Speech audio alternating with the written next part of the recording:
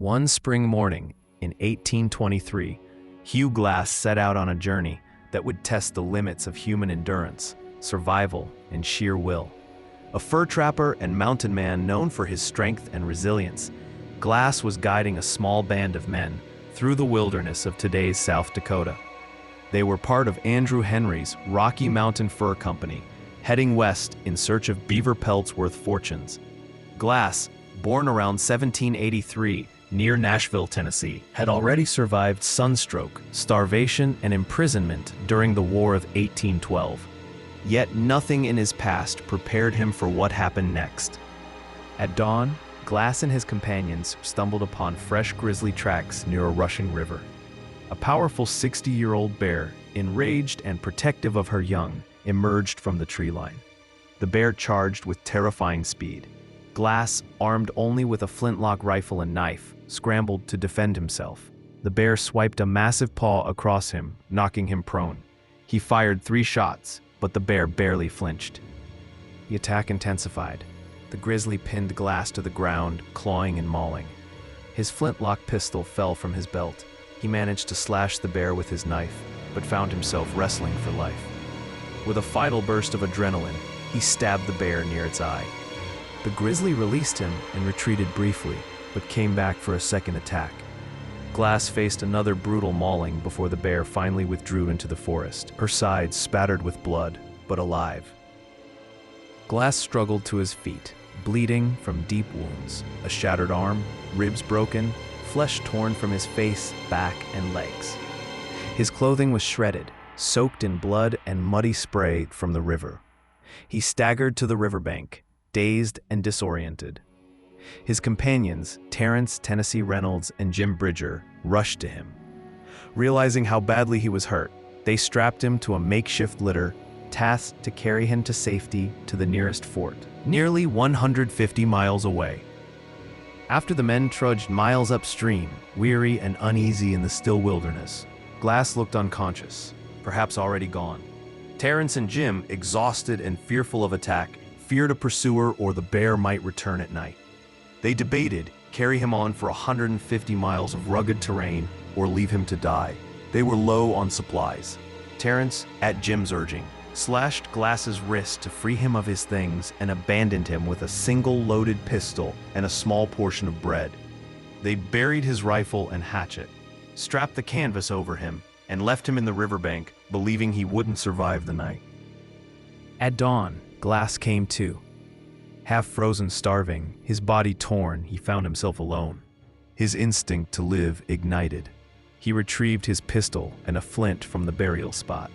Every breath was agony, but he pushed himself up. He found that his right arm was useless.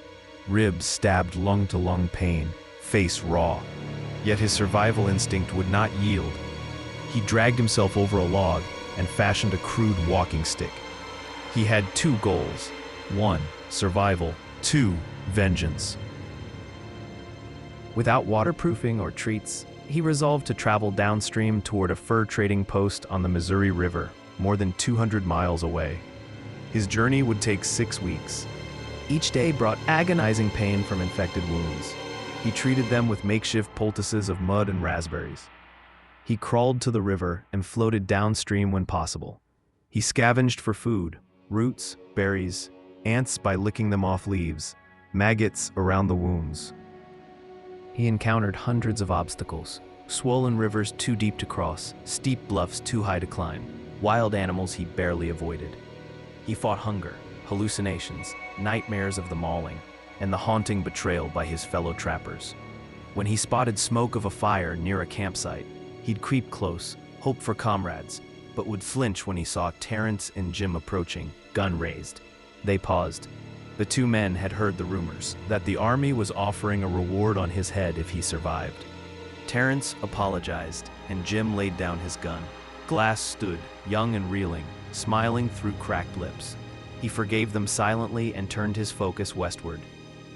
He crawled across what we now call the Grand River, building a raft with driftwood and kicking with one arm, the other holding steady to keep him afloat.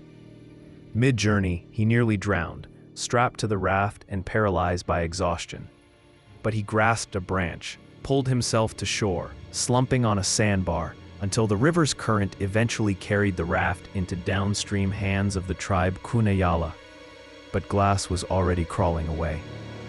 Next, he began walking, barefoot, across tough prairie, bracing each step so as not to rip flesh further. Nights were the hardest. He had no shelter, and temperatures plunged. Blood loss cooled him further. He rolled into grass for warmth, torn flag of canvas over himself for protection. He shivered until the sun rose, wringing his clothes, adding warmth. On the fourth week, he found a submerged, abandoned pirogue. He managed to right it and paddle slowly when water was open, dragging the mended canoe down the current. He suffered a severe fever when he drank unboiled water. He couldn't swallow, forced water through the wrist-wrapped cloth. His wounds leaked pus, but he refused to give up. Along one bank, he finally saw smoke again, from a trapper's camp. He walked the final approach, shotgun-carrying men rising to meet him. They were stunned. He looked skeletal, clothes in tatters, delirious, yet alive. They gave him coffee, meat broth, and lifted him into blankets. When he focused, word came. His belongings were reinterred at Council Hill.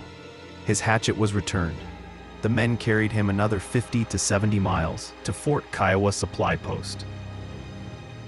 By the time he arrived, 6 weeks had passed. He collapsed into an empty bunk and slept for 2 days straight. Doctors examined him. Multiple fractures, knife scars, infection. He had lost 40 pounds, and in their eyes, should have died long ago. Rumored to join the fur trappers again, he declined. His health was fragile. He settled east, marrying a Quapaw woman and fathering children. He became chief before a painful injury, at age 85, finally killed him. His story lived on. The tale of Hugh Glass became legend, recorded in memoirs, substantiated in diaries of his rescuers and the fur captains of the era.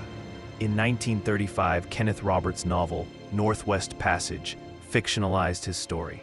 In modern times, the 2015 feature film, The Revenant, starring Leonardo DiCaprio, dramatized it, though it took creative license. What remains true is Glass's survival, a testament to endurance, revenge, and mercy. Hugh Glass embodies extremes of human spirit. Abandoned, maimed, attacked, he dragged himself across continental wilderness, ignored pain, forgave killers, and demanded life. His story changed the fur trade in moral debates, capturing imaginations for 2 centuries. As rangers call him, the frontier living god.